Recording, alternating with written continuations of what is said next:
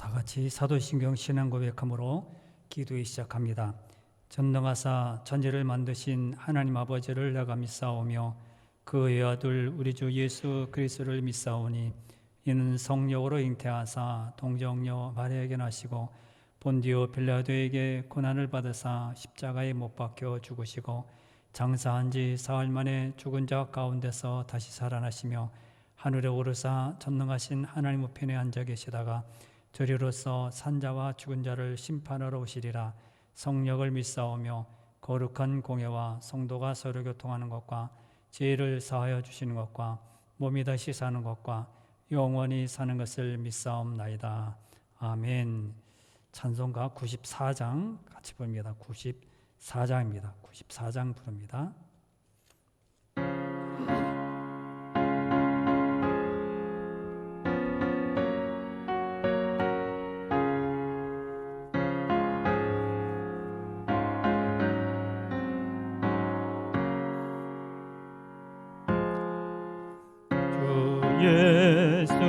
예수보다도 귀한 것은 없네.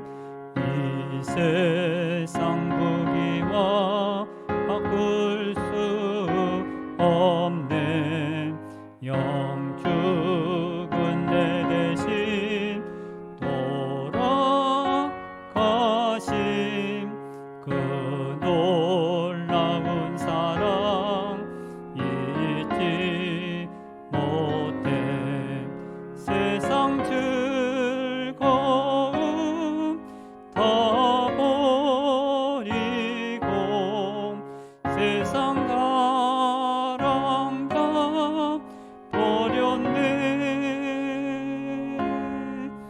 그 예수보다도 귀한 것은 없네. 예수 밖에는 없네. 그 예수보다도 귀한 것은 없네. 이 세상 명예와 바꿀 수 없네. 이전에 즐기던 세상 일도 주 사랑하는 마음 뺏지 못해. 세상 즐거움 다 버리고 세상 자랑 다 버렸네. 주 예수보다도 귀한 것은 없네. 예수 밖에는 없네. 주 예수보다도 귀한 것은 없네. 이 세상 행복과 바꿀 수 없네. 유혹과 핍박이 몰려와도 주 섬기는 내 맘 변치 않아. 세상 즐거움 다 버리고 세상 자랑 다 버렸네. 그 예수보다도 귀한 것은 없네. 예수 밖에는 없네. 아멘. 하나님 말씀은 열왕기하 17장 1절과 2절만 보겠습니다. 20절까지 읽어야 하는데 1절과 2절만 읽겠습니다. 열왕기하 17장 1절 2절입니다. 590페이지입니다. 구약성경 590페이지 열왕기하 17장 1절과 2절만 읽어드립니다.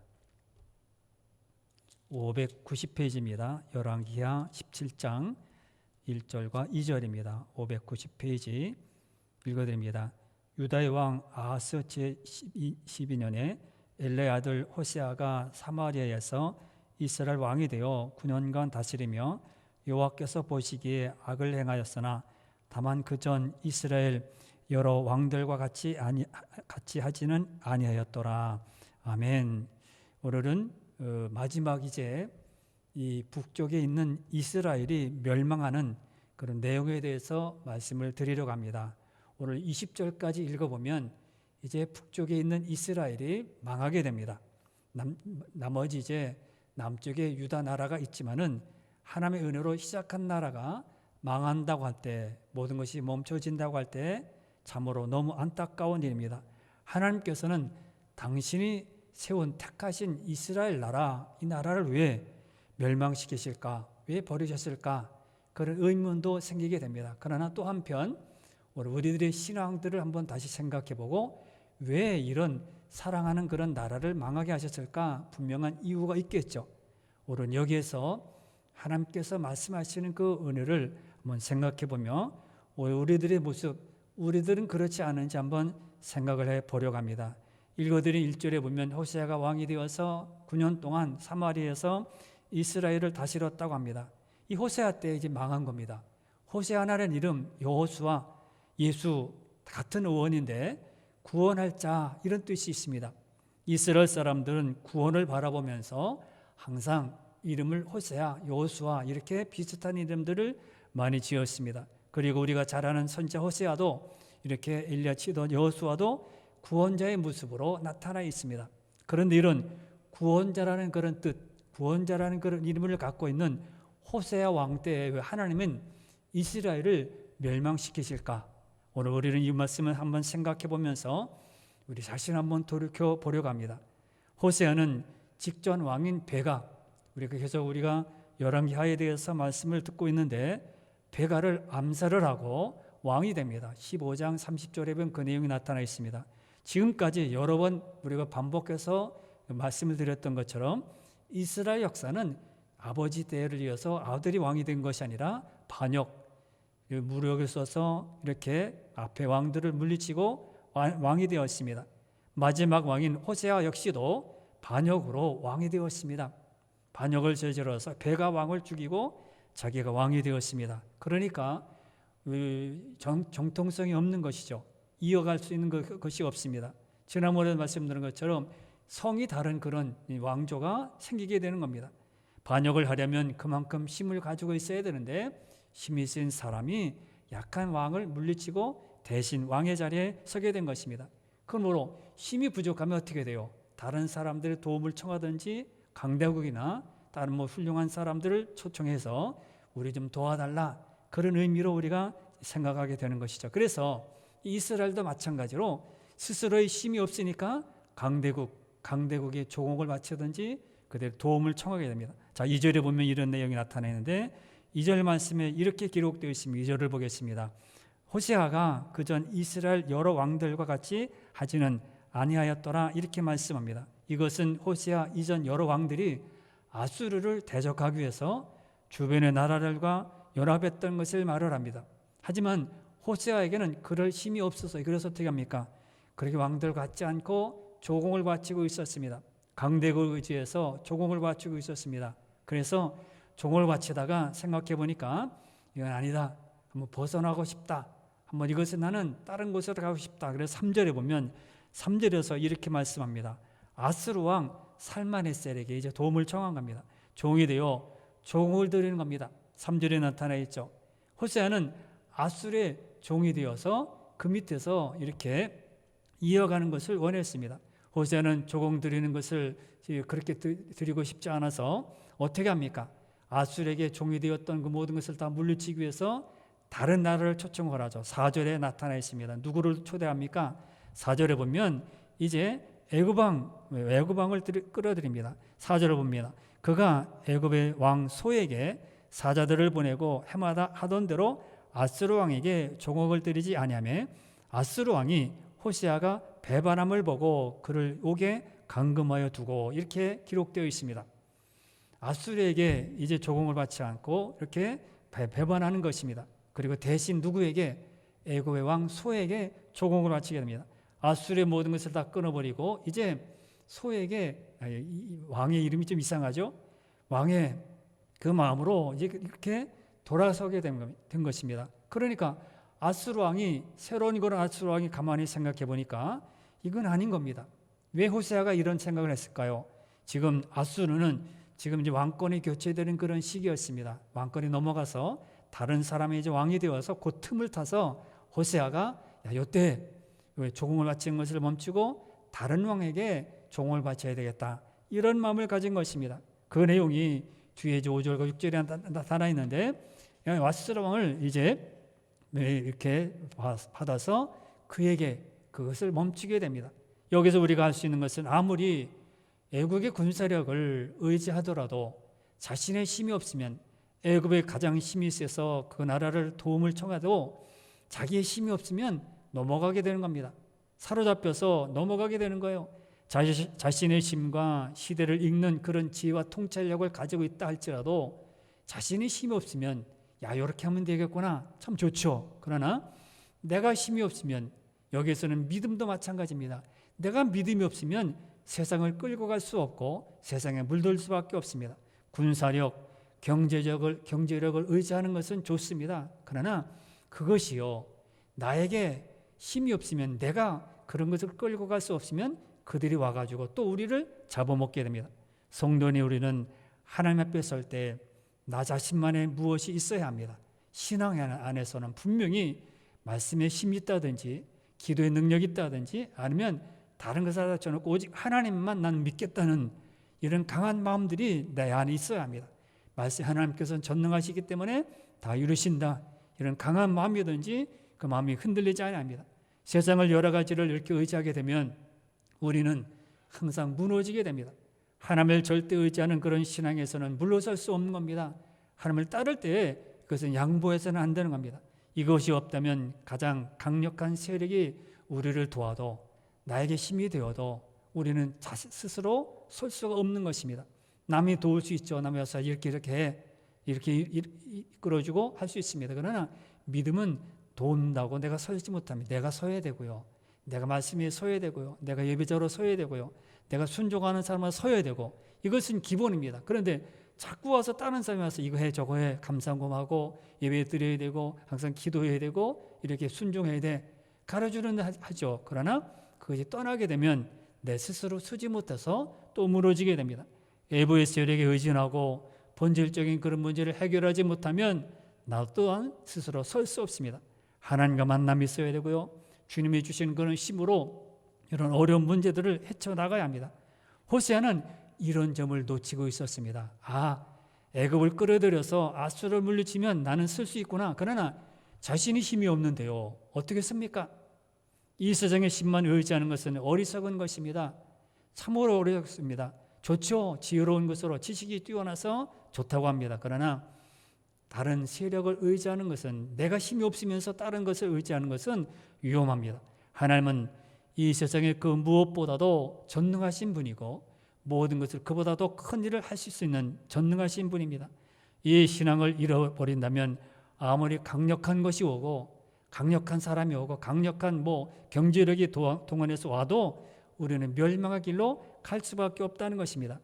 자, 6절까지 이렇게 멸망당하는 그런 내용을 살펴보았습니다. 7절부터 마지막에 23절 말씀까지 보면 왜 망했는지, 이스라엘이 왜 망했는지, 망했다고 하지만은 이유가 있습니다. 하나님께서는 이유를 말씀하십니다. 7절을 보겠습니다. 이스라엘의 여호와 언약을 버리게 됩니다. 7절에 이 일은 이스라엘 자손이 자기를 애굽 땅에서 인도하여 내사 애굽의 왕 바로의 손에서 벗어나게 하신 그 하나님 여호와께 죄를 범하고 또 다른 신들을 경외하며, 이렇게 말합니다. 이유에 대해서 분명히 말하죠. 이 일은, 이렇게 말하는 것은 앞서 말한 그런 것에 대한 이유에 대한 설명입니다. 왜 이스라엘이 망했냐? 이렇게 망한 것은 이제 8절에 나타나 있습니다. 그래서 8절에 뭐라면 여호와께서 이스라엘 자손 앞에서 쫓아내신 이방 사람의 규례와 이스라엘 여러 왕이 세운 율례를 행하였습니다. 이렇게 말씀합니다. 뭐 행하였다고 말하면 긍정적인 표현일 것 같죠. 또 우리가 뭐 그렇게 했더라, 순종했더라 그런 것 같죠. 그런 앞의 내용이 다릅니다. 여호와께서 이스라엘 자손 앞에서 쫓아내신 이방 사람의 규례, 그리고 이스라엘 여러 왕, 이스라엘 여러 왕이 누구예요? 배반하고 우상을 숭배하고 하나님의 말씀을 따르지 않았던 왕들의 율례를 행하였다. 그러니까 뭡니까? 결론적으로는 하나님을 말씀을 떠났고 여호와를 떠났다는 말씀입니다. 여기서 우리는 이스라엘을 멸망한 그런 이유가 뭐라고 합니까? 이방 사람의 규례를 따랐다. 하나님의 명령을 따른 것이 아니라 이방 사람의 규례를 따랐다고 명시해 놓고 있습니다. 이방 사람의 규례를 따랐다는 것은 여호와의 말씀을 따르지 않았다는 겁니다. 세상을 따랐다는 겁니다. 여호와의 말씀을 의지하고 따르지 않았다는 것입니다. 그래서 14절에 보면 14절에서 그래서 이렇게 어려움이 찾아오고 힘든 것이 찾아왔는데, 그렇게 14절에서 그들이 듣지 아니하고 그들의 목을 곧게 하기를 그들이 하나님 여호와를 믿지 않았다고 그렇게 다 읽지는 않았지만 중간에 말씀이 있습니다.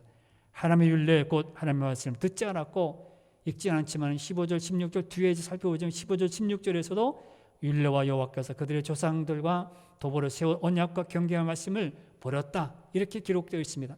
그래서 14절과 15절 16절 말씀을 종합해 보면 여호와의 언약, 여호와의 율례, 명령을 버렸다는 겁니다. 하나님 백성이 아닌 척 그렇게 벗어나는 것을 말합니다. 이스라엘은 여호와의 언약으로 세워진 백성이고 나라입니다. 그런데 이 언약을 버렸기에 이제 망한 것입니다.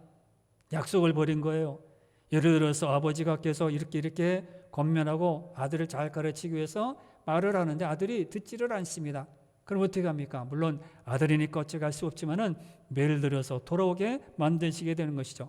이스라엘 나라도 계속 매를 들어도 돌아오지 않으니까 이제 아수르에 의해서 멸망당하게 합니다. 우리는 이 말씀에서 성도의 본질이 무엇인지 돌아봐야 합니다. 우리는 하나님께서 은혜로 세우신 언약대로 살아가는 사람입니다. 세상 사람들이 여러 가지 세상에 주는 힘으로 살아가지만은 우리는 하나님의 백성이고 하나님의 자녀이고 성도입니다. 우리는 하나님께서 주신 언약으로 말씀으로 살아가야 합니다. 그러므로 우리는 이 언약 위에서 흔들리지 않아야 돼요. 언약에 살아가지만 언약을 받았으면 어떻게 돼요? 그 위에서는 흔들려서는 절대로 안 됩니다. 그리고 세상을 의지해서도 안 됩니다. 하나님의 언약이란 예수 그리스도의 십자가를 통한 구속을 말합니다. 인생이 이 세상에서 구원 얻을 길은 전혀 없습니다. 다른 길은 없습니다. 모든 인생이 죄에 빠져 있기 때문입니다. 그런 인생에게는 죄에서 벗어날 힘이 전혀 없습니다. 오히려 죄를 지어서 항상 낙심하게 되고 좌절하게 합니다. 아담의 범죄 이후로 사람은 태어나면서부터 죄인이기 때문입니다. 하나님께서는 이런 우리를 구원하실 방법으로 약속, 언약을 주셨어요. 너희들이 요 안에서 살고 내가 이렇게 너희를 사랑하고 너희를 인도한다. 구약에서 언약으로 나타난 것이 예수 그리스도께서 십자가를 지심으로 이제 신약에 나타나 있습니다. 이 언약을 떠나서는 구원받을 길이, 저들이 살아날 길이 없었던 것입니다. 이스라엘의 약한 모든 왕들은 그 길을 갔습니다. 다윗의 길로 걸어가지 아니하고 계속 여로보암의 길을 걸어갔다. 그 말씀을 붙들고 갔다고 말합니다. 언약을 굳게 잡았다는 것은 예수 그리스도의 십자가의 대속을 바라보는 것입니다. 이것만이 성도인 우리가 살 길입니다. 이게 하나님의 약속이고 언약입니다. 이스라엘의 멸망은 바로 이런 하나님의 언약을 버린 거예요. 약속을 버린 거예요. 그리스도의 대속, 예수님을 따르고 주님을 의지하고 이렇게 그 안에 있는 자들 건져 주시는 그런 약속들을 구약에서 여러 가지 선지자를 통해서 약속해 주셨습니다. 하나님의 언약도 하나님의 약속은 성경입니다. 이미 살핀 구절에서도 하나님 율례, 명령이라는 표현들을 해석해 보면 결국 하나님의 말씀, 성경을 의미합니다. 믿음은 다른 것이 아닙니다. 성경 위에 서 있는 것, 말씀대로 행하는 것, 내가 주님 말씀대로 듣고 그대로 따르는 것, 이것이 믿음입니다. 예수 그리스도의 십자가의 대속을 믿는 것, 성경 말씀에 따라 그대로 믿는 그런 신앙들, 성도인 우리가 가져야 될 것은 바로 말씀인 성경에 항상 기준을 두고 살아가는 겁니다. 말씀 곧 언약을 떠나면 믿음은 변질되기 마련입니다. 스스로 변하게 되어 있습니다. 그래서 훌륭한 그런 일들도 많이 듣고 우리는 영상도 많이 듣게 됩니다. 그러나 말씀을 떠나게 되면 믿음이 달라지게 됩니다. 여로보암 이후에 이스라엘이 하나님의 말씀을 버렸기에 결국 하나님 믿는다 하면서도 엉뚱한 길로 가고 비슷한 길로 가는 것이 아니라 완전히 엉뚱한 길로 갔습니다. 말씀을 떠나면 아무리 하나님을 믿는다 하더라도 엉뚱한 자리에 서게 되고 내가 잘하고, 그래서 우리가 신앙의 모든 신앙도 있지만 생활이 중요하다 그랬죠. 생활은 자기는 그래도 오랫동안 예수를 믿었기 때문에 나는 참 위대해, 나는 그래도 사람들이 본받을 만해, 그러나 아닙니다. 그러겠지. 믿음을 떠나서 잘못된 지 앉아 있으면서도 나는 잘하고 있어, 나는 지금 저 사람보다 나아, 이렇게 잘못된 생각과 말을 하게 된다는 겁니다. 성도인 우리가 하나님의 말씀을 생명처럼 여기는 이유가 여기 있습니다. 말씀이 기준이기 때문에 말씀이 기록된 대로는 해야 하고 그대로 따라가야 되고 움직여야 합니다. 이것을 떠나서는 우리의 생명이 보장되지 않기 때문에 우리는 말씀을 생명처럼 여겨야 합니다. 자, 이스라엘 백성들이 말씀을 떠나니까 어떻게 됩니까? 자연적으로 따라오는 것이 우상숭배입니다. 우상숭배는 언약을 떠난 결과이기도 하고 이스라엘이 멸망받을 수밖에 없는 중요한 원인입니다. 우상을 숭배하는 겁니다. 9절에 보겠습니다. 9절 말씀에 보면 이들이 점차 불의한 행동을 하게 됩니다. 9절에 보면 이렇게 말을 합니다. 이스라엘 자손이 점차로 불의를 행하여 하나님 여호와를 배역하여 모든 성읍의 망대로부터 견고성에 이르도록 산당을 세우고, 어떻게 됩니까? 자손이 점차로 점점 처음에는 조금만 그러겠죠. 그러나 점차로, 성경은 점차로 불의를 행하게 됩니다. 여호와를 배역합니다. 성읍의 망대로부터 견고성에 이르도록 산당을 세우게 됩니다. 거기서 제사를 드리게 됩니다. 혼합, 이것도 섬기고 저것도 섬기고, 그러므로 순전한 그런 예배, 순전한 하나님의 모든 말씀이 희석이 되고 흐트러지게 되는 것이며, 그리고 10절에서 이스라엘 백성들이 10절에서도 똑같이 그렇게 말합니다. 모든 산 위에와 모든 푸른 나무 아래에 목상과 아세라상을 세웠다, 그렇게 말합니다. 산 위, 이 푸른 나무 아래, 이것은 뭡니까? 이렇게 우상이 모든 곳에 펼쳐졌다는 것을 말합니다. 우상을 섬겼다는 것은 목상과 아세라상이라고 구체적으로 우상을 표현하고 있습니다. 아예 그들이 우상을 섬긴 것을 잘 보여주고 있습니다. 이런 우상 숭배에 대해서 또 표현하는 것이 16절, 17절 말씀인데 자꾸 반복해서 계속 이것이 반복되어 나옵니다. 16절에 보면 이들은 또 이렇게 말합니다. 쭉 넘어가서 16절에서 그들이 하나님 여호와의 모든 명령을 버리고 자기들을 위하여 두 송아지 형상을 부어 만들고 또 아세라 목상을 만들고 하늘에 이루어 성신을 경배하며 또 바알을 섬기고, 이렇게 했습니다. 점점 갈수록, 가관이라 그러죠. 가면 갈수록 점차로 이들은 자꾸 우상을 숭배하는 그런 일로 계속 달려갑니다.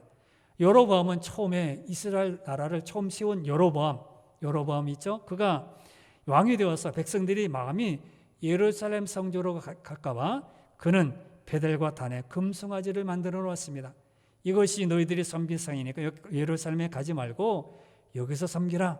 그때부터 우상이 모든 백성들에게 자연적으로 들어오게 되었습니다.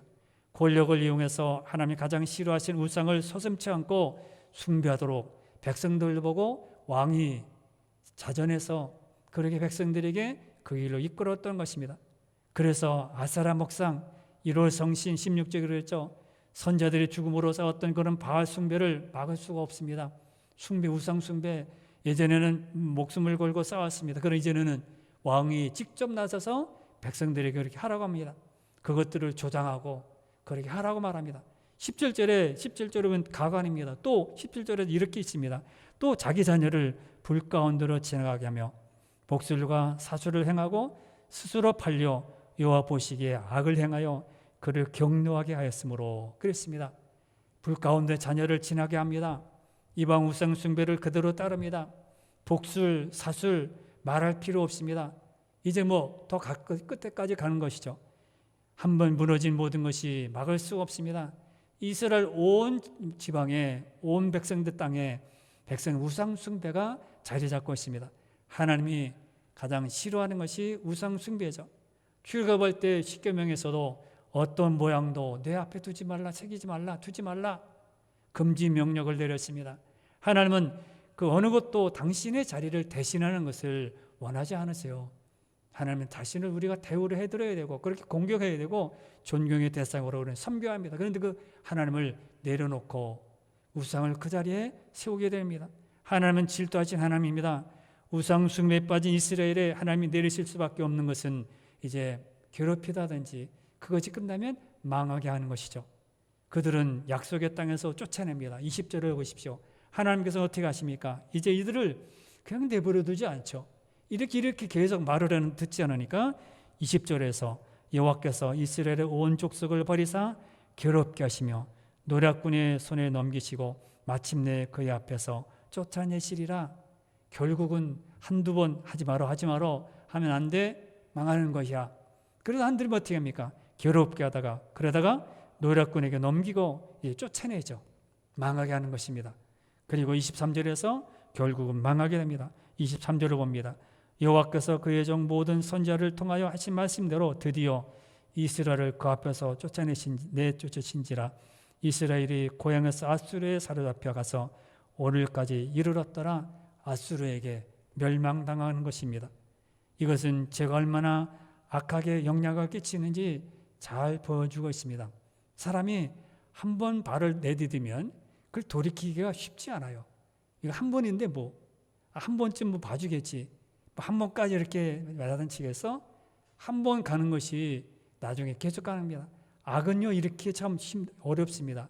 빼도 계속 나옵니다. 우리는 회개해도 계속 나오는 것처럼 악은요 뿌리를 뽑을 수 없이 계속 자라납니다. 잘라도 또 자라나고 또 잘라도 또 자랍니다. 작은 모양이라도 순식간에 온몸에 퍼져서 우리를 괴롭히고요 미혹하게 만듭니다. 그러므로 우리는 악은 모든 모양이라도 우리는 버려야 합니다. 데살로니가전서 5장 21절 오면 범죄하려 좋은 것을 취하고 악은 어떤 모양이라도 버리라 그렇게 말씀했습니다. 우리는 모든 것을 다 버려야 합니다. 여러분, 우리는 하나님 앞에서 분명해야 합니다. 성도로 부름받았다면, 우리가 하나님의 사람으로 부름받았다면 분명한 길로 가야 하고요. 이것도 아니고 저것도 아니고 세상에서 그렇게 하는데 왜 안 합니까? 교회는 왜 이렇습니까? 우리는 교회 안에서 주님 말씀을 들어야 될 사람입니다. 우리는 그 안에서 언약을 따라 생명처럼 지켜야 되고요. 우상 숭배를 버려야 합니다. 이스라엘의 멸망은 우리가 하나님 앞에서 어떻게 서야 되는지 잘 보여주고 있습니다. 성도가 어떻게 서야 되는지, 세상에서 어떻게 서야 되는지, 어떻게 살아가야 되는지 그걸 명확하게 잘 보여주고 있습니다. 오늘 여러분 기도할 때 하나님 앞에서 말씀대로 바로 서게 해 주옵소서.